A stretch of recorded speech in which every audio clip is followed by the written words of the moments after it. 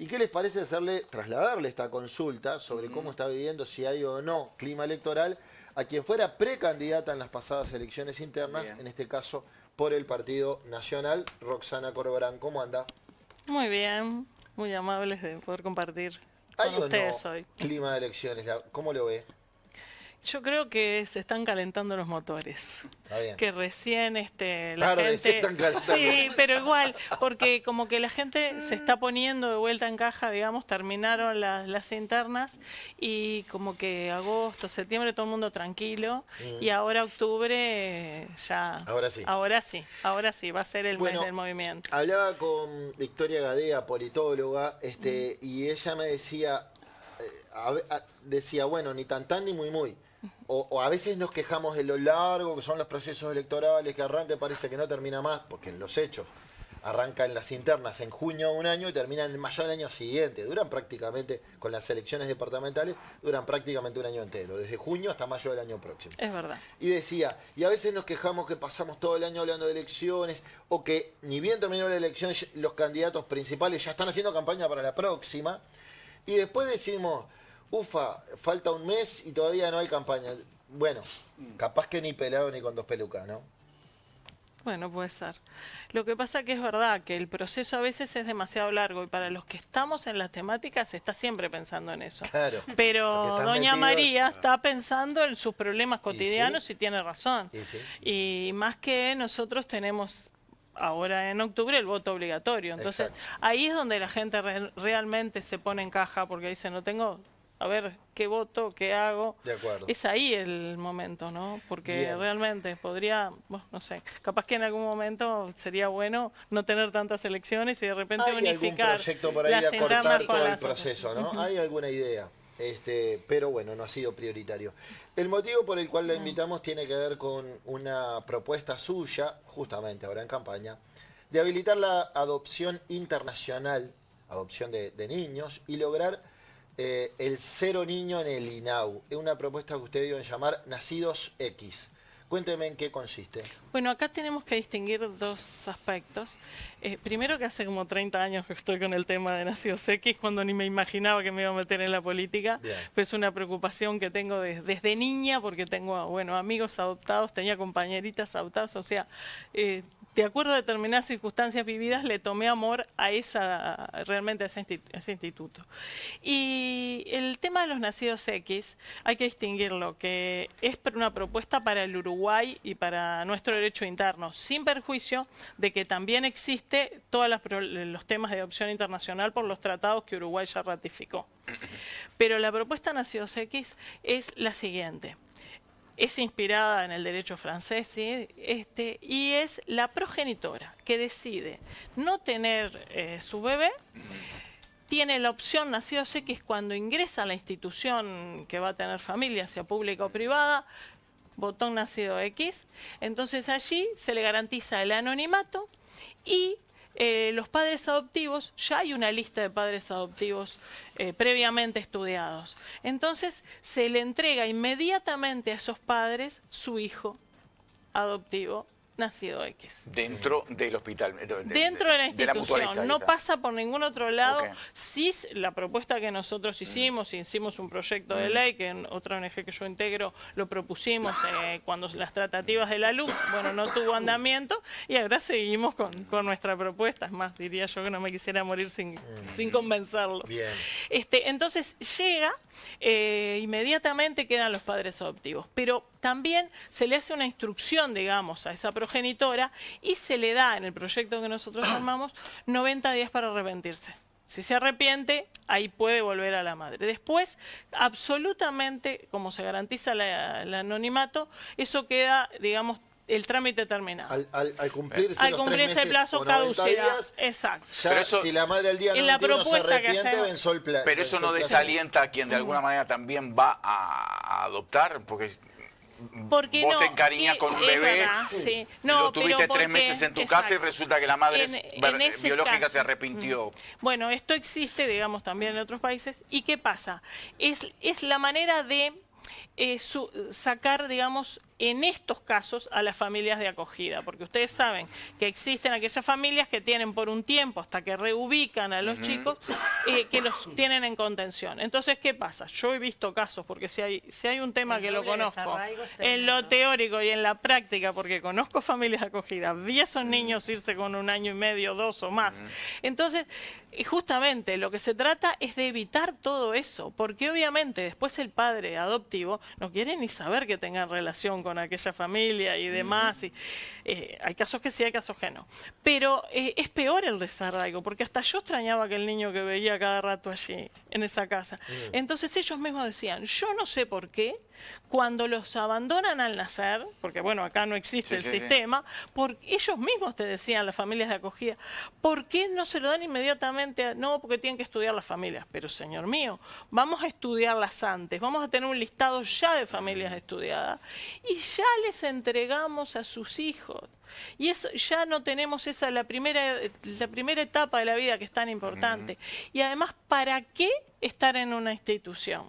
Nosotros, por eso hablamos de INAU Niño Cero, porque entendemos que los niños que son para familias de acogida son aquellos de problemáticas alternativas o otras, bueno, eso sí, esos que ya desgraciadamente no hay quien los adopte, pero en esta situación es una manera de ir saneando y de crear las necesidades existentes para el niño y para esa cantidad de padres adoptivos, porque hay cantidad de gente que además no adoptaría uno, adoptaría 3, 4, y a veces se agota de cómo es la burocracia. Claro. Que ojo, no es solo en Uruguay, yo tengo otra amiga que estuvo 6 años para adoptar su hijo en Argentina, o sea, entonces acá se ha mejorado, pero... Bueno, eso quería preguntarle, si cree que en los últimos años se han acortado los plazos, se ha aligerado la burocracia. Sí, claro que sí, y más con las introducciones que se han hecho últimamente, pero igual 18 meses es mucho en la vida de un ser. Entonces, uno tiene que pensar... Priorizar el niño, ¿no? Priorizar el niño. Bueno, como decimos en Internacional Privada, el interés superior del menor. Tiene que estar por encima de todo. Y además lo peor es que acá no hay una escasez de que no hay padres que quieran tener hijos adoptivos. Es un buen dato a tener en cuenta. Hay cantidad de gente que ya está hasta resignada. Entonces, yo creo que es un mecanismo en el cual... vamos a intentar convencer. Pero si tenemos la oportunidad. Convencer a los propios, ¿no? Primero dentro del Partido Nacional, bueno, para después buscar nosotros hicimos la propuesta en nuestros... cada precandidato elevó las propuestas y estuvieron las reuniones con nuestro director, por ejemplo, de nuestro sector, el doctor Enrique Martínez Larrechea, llevaba todas las propuestas nuestras para incluir en el programa de gobierno. Ajá. Es entendible que también es difícil porque todos tenemos distintas propuestas. Claro. Entonces se trataron de unificar varias, donde hubieron coincidencias dentro de nuestros planteos de distintos temas, pero en las que no pudimos llegar, digamos, a convencerlos del todo, por decir, o que era muy engorroso y tenemos que estudiar más y demás. Bueno, también lo otro que nos pusimos de acuerdo y que es normal, es que cada uno en su lista, nuestro sector, va a seguir con las propuestas, digamos, que quedaron pendientes y que no quedaron integradas en el programa de gobierno, o las que nosotros tenemos que seguir, digamos, planteando y demás. Por eso es que, bueno, que también somos ¿Y la mujer distintas listas. Y la mujer o la chica que queda embarazada, sí. Y bueno, y está en esa duda, no sé, ¿cómo se pondría en contacto? ¿Dónde tendría que ir? ¿Cómo sería el trámite? Preferible ese trámite a que aborte, digo, pero... Claro, y por eso el mecanismo es ese. En el, digamos, en el momento que comunica la institución, ya comunica que es nacido X. Lo que pasa es que para los casos que quieren anonimato. Entonces no le va a ir a comunicar al INAU ni a... No, o sea, de acuerdo. Solo pero si ella se entera que está embarazada, concurre a cada una de las consultas. Pero ella ya tiene la certeza que no quiere tener que no quiere ser mamá. Exacto. Ese es el comunicado que hace. En la sociedad misma. En la sociedad. Es un nacido, va a ser un nacido X. Correcto. Muy bien. Que esto, digo, que no lo inventé yo, ya existe. Está haciendo publicidad en la red social adoptando. de Elon Musk. nacido X. No, él me confió a mí porque yo sé como 30 años que estoy con este tema. Roxana, le llevo otros temas porque bueno, estamos hablando de campaña. Con mucho gusto, ¿no? Con mucho gusto. Además, se tira como aspirante al Senado, abrió lista propia en su sector Fuerza Nacionalista. Exacto.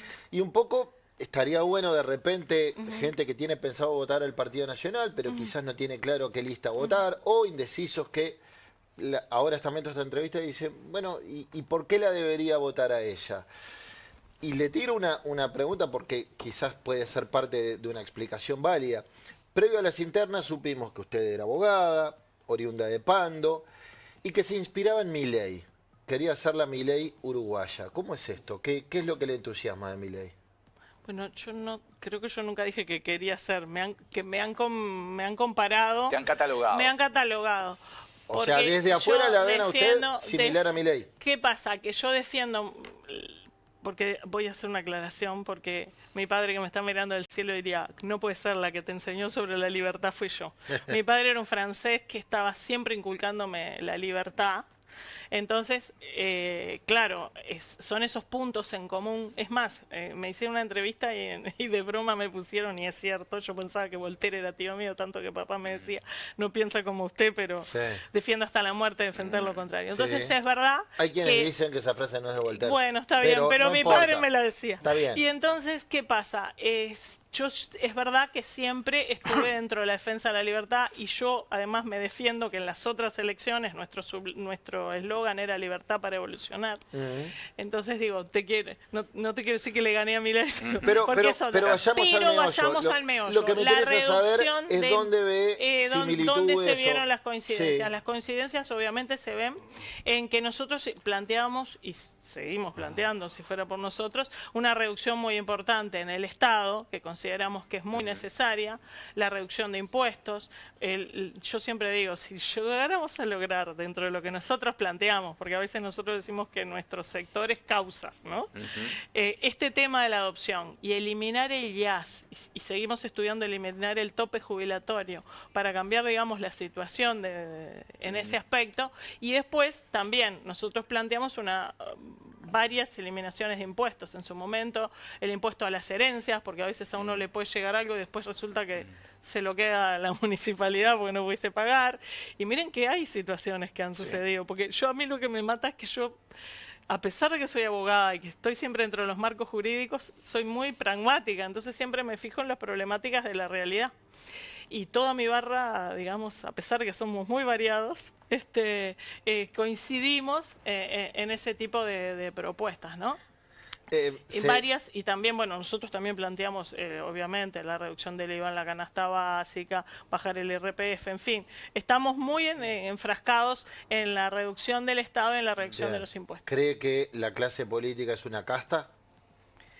¿Con beneficios y creo que vive una situación distinta, no solo la clase política, hay muchos cargos del Estado que tienen, digamos, unos privilegios. Prebenda, sí. Exacto, muy altos, y que tendríamos que equilibrarlo un poco más. Entonces yo no estaría en contra de plantear otro tipo de reformas. Inclusive, yo sé que me van a matar, pero inclusive el ejemplo de Suiza, no es malo que la gente viva de otra cosa y los legisladores le aporten al Estado lo que hace.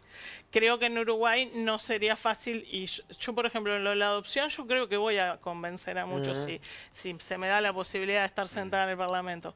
Pero en esto otro, creo que hay que hacer propuestas graduales para lograrlas. Bien, Alberto.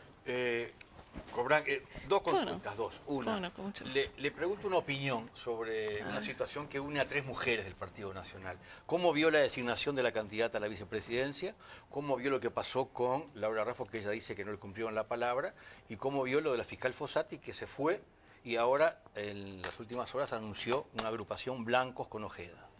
Y la segunda pregunta, usted fue 2 veces candidata a las elecciones de Francia. ¿Cómo ve que Uruguay sea, junto a Nicaragua, los 2 únicos países de las 3 Américas que no permite eso que usted pudo ejercer en Francia? Que me preguntó tanto. Voy por pasos. Yo también, María. Solo la primera pregunta. Que... Le pregunto su opinión. ¿Cómo vio la designación de la candidata a la vicepresidencia? ¿Está de acuerdo o no está de acuerdo? ¿Cómo vio lo de Laura Raffo? ¿La desplazaron o no la desplazaron? ¿Cómo vio lo de Gabriela Fossati, que se fue por esa situación, de esa designación, y ahora creó un grupo que se llama Blancos con Ojeda? Bueno, primera pregunta. Vamos de a poquito. En las elecciones internas, cada uno tenía su votación. Entonces, ¿quién tiene la votación mayoritaria? En definitiva, es quien define las reglas del juego, ¿verdad? Es quien resuelve quién lo va a acompañar o no, y en definitiva es una decisión del el candidato que ganó las elecciones. O sea, me parece que en la política también hay que ver cuáles son las reglas del juego, ¿verdad? Eso es la designación. En la designación, en lo de Laura Raffo, ¿cómo vio? De que yo, por ¿No ejemplo, le cumplieron la palabra? ¿Le cumplieron la palabra? Con respecto a lo que se llama... Claro, yo, como ustedes saben, yo tampoco soy afín a la cuota. Entonces yo soy de las que entiendo que de repente uno tiene que elegir por currículum, como digo yo. Con respecto a Laura Raffo, yo entiendo que cada sector también toma sus decisiones y que también la política tiene como sus reglas del juego y que a veces depende cada uno cómo proceda, ¿verdad? Algunos están en la política por cargos y otros están en la política por causas.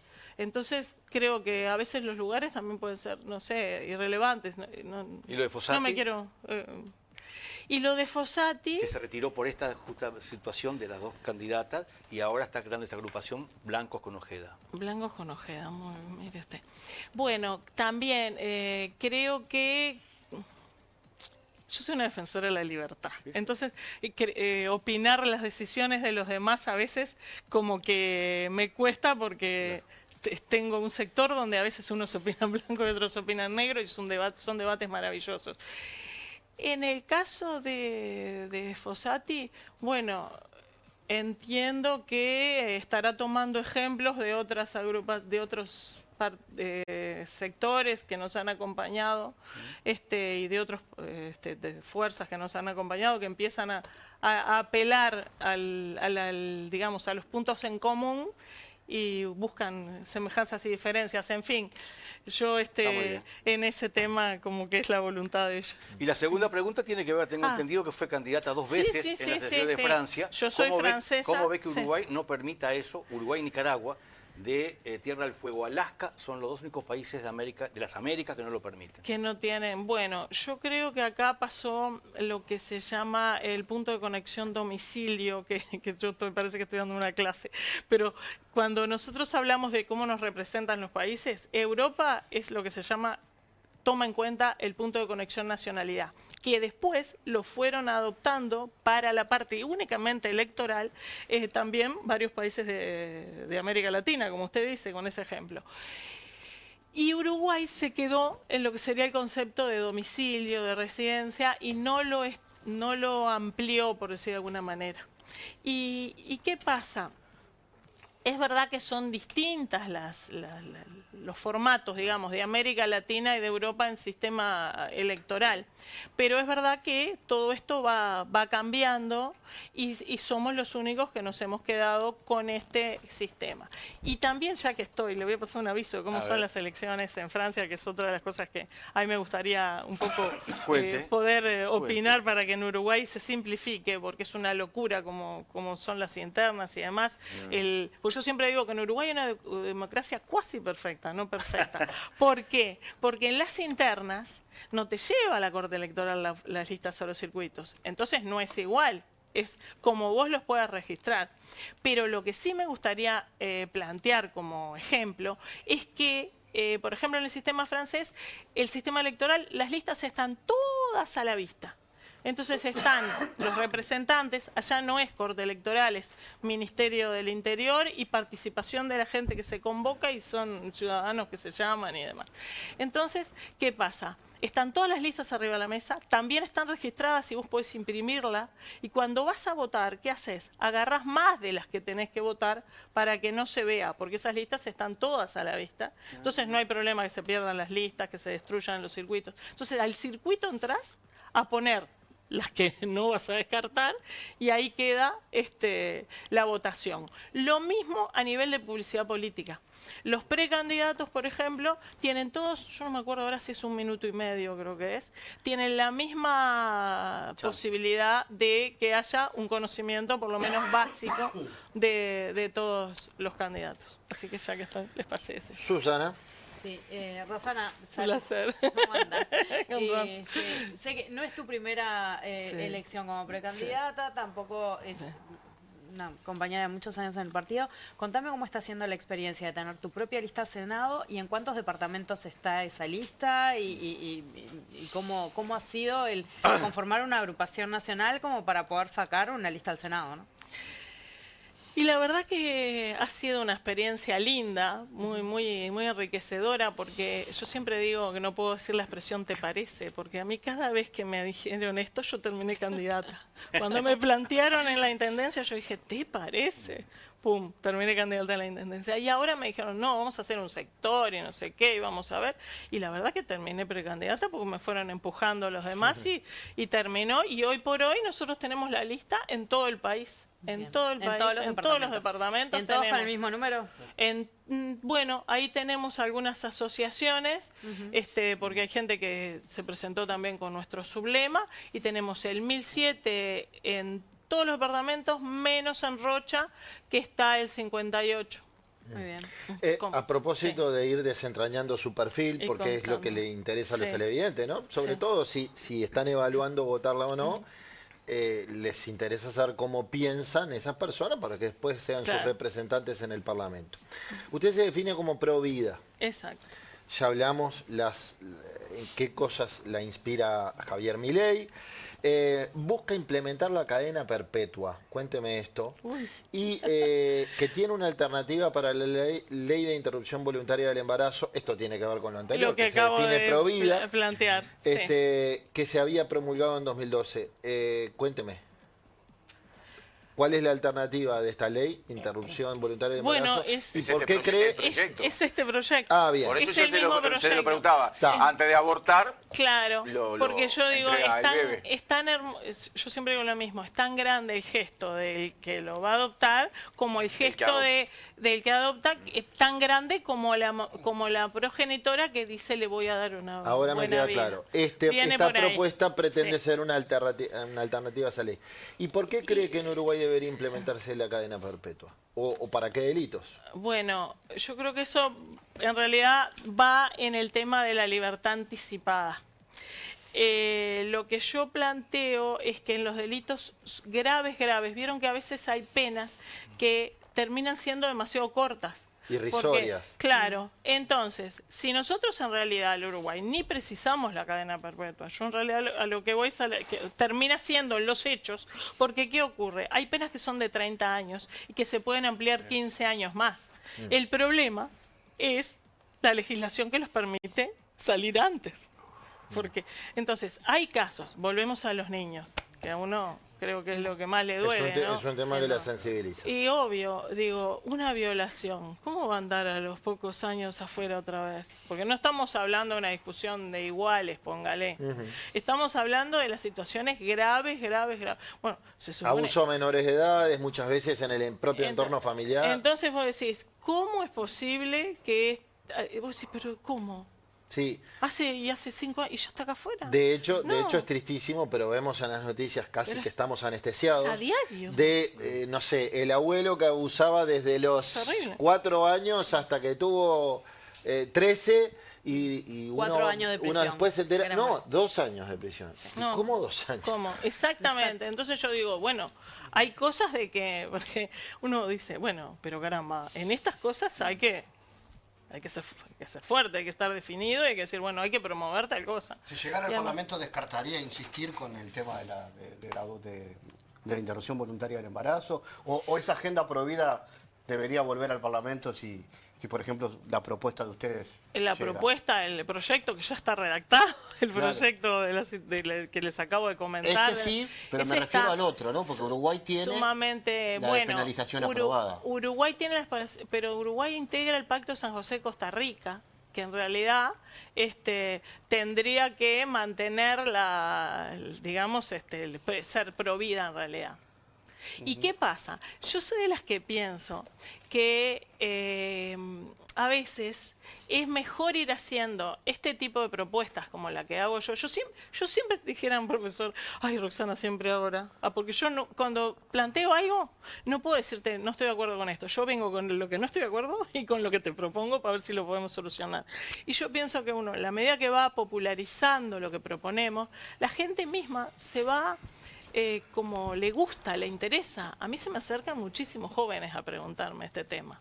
Me dicen, pero qué buena idea. Se me acerca gente que se ha hecho abortos y me dice, ay, Ro, si hubiera escuchado tu idea, me parece fantástico. Desde que se aprobó la ley hay 106.000 bebés que van a ser. A ver si la entiendo. No, ¿usted propone sacar la ley que está y que vaya a prisión la mujer que haga un aborto? No, yo estoy hablando de los... Estoy hablando, claro. perdón. No, estoy hablando de los violadores. Estoy hablando de los violadores. Claro. Ay, no, que no vayamos a mezclar los temas. Por eso, como él le preguntó por la ley que estaba vigente. No, nosotros hablamos de la ley. Él acaba de preguntar eso. El escenario es la despenalización. Claro. Nadie habla de fomentar, nunca se propuso. Nada. No dice eso la ley. ¿Usted quiere cambiar esa ley? Sino que habla de despenalizar. Y el escenario yo lo que opuesto a despenalizar es penalizar. Claro, que volvamos como estábamos antes, con las clandestinas que todo el mundo sabía dónde se costaba la operación. Que no podíamos tener un registro para poder ayudar a la pregunta de Fabián es cosas, si dependiera de usted, si una vez en el Parlamento buscaría volver a penalizar el aborto. Yo creo que uno lo que haría sería seguir trabajando propuestas alternativas de apoyo, de ayuda, de que esto, yo siempre digo, a mí me gustaría trabajar para que se desinteresaran ¿verdad? Y dijeran, voy a hacer para que la gente, antes de tomar la decisión del aborto, progenitora y lo dejo vivir. Yo me animo a hacer esa para que quede claro, ¿qué haría hablen de uno, por favor. A mí no me queda claro todavía. ¿Qué haría con la ley vigente hasta el momento? No, me parece que dijo que no la tocaría. No toca la ley que yo está. lo que haría sería propuestas alternativas que estamos trabajando. Dejar la ley, pero Pero la deja la ley. Trabajar en propuestas alternativas. Bien. Corberán, le tengo que preguntar, sé que estuvo hace unos meses en Buscadores, yo ese día no estaba, pero el público se va renovando. De hecho, los que nos miran un día no nos miran otro día, ¿no? A fines de febrero, la Diaria publicó que usted, en ese entonces precandidata, decía, precandidata Blanca cobraba comisiones para concretar reuniones con directores de ANCAP. Esto denunció un empresario. Y la bajada de esa nota, dice, Fiscalía investiga el tema a partir de chats de Astesiano, que ya está liberado y se nota el paso del tiempo. Con abogado de Maldonado, Corberán asegura que entrega mínima que realizó el empresario no llega a cubrir los gastos y que se trata de una situación absurda. ¿Qué tiene para decir respecto a esta denuncia? Y sigo diciendo lo mismo, es increíble. Yo creo que necesitaban hacer prensa conmigo y me podían haber citado por cualquier otra cosa, pero a mí nadie me citó en nada, porque realmente yo no tengo nada que ver. Entonces, la verdad que... No existió este cobro por servicios de consultoría para lo único que me pueden citar es para pedirme disculpas, yo siempre digo lo mismo. Es increíble. ¿Y qué pasó con esta denuncia? ¿No se confirmó, no se comprobó? Por supuesto. ¿Y nadie se excusó, se disculpó con usted? No, nada que ver. Bien. Roxana Corberán, entonces, aspirante al Senado por el sector Fuerza Nacionalista del Partido Nacional. Gracias por esta charla, Buscadores. Por favor, un placer y estamos a las órdenes.